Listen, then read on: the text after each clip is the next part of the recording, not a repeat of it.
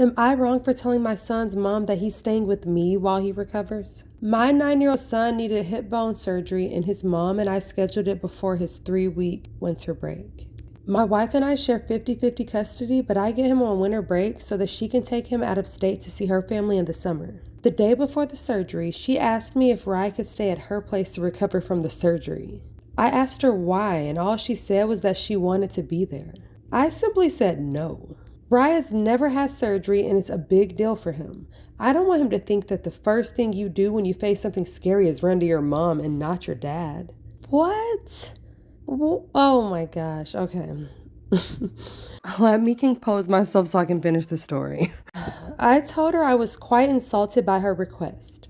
Plus, he was going to need help getting dressed, undressed, and bathed for the next couple of days, and I highly doubt that he'd be comfortable having his mom do that. She said that her husband can do all of that. I told her, heck no. He's having the surgery, and I'm taking him to my house when he's released. I don't care if she's in the operating room, but he's coming home with me. She then asked if she could see him at my place, and I said no. The agreement is that we have scheduled FaceTime with him when he's at the other parent's house.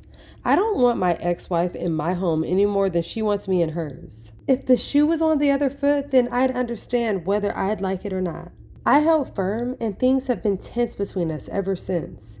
Personally, I don't care because I'm not apologizing for giving her what she wanted. And no, my son doesn't get to decide who he gets to stay with and when and for how long. That is why there's custody agreements. Guys, I know this story is super annoying, but you gotta let me know in the comments. Do you think he's the bad guy? I mean, oof. They say these stories are real. They say they're real.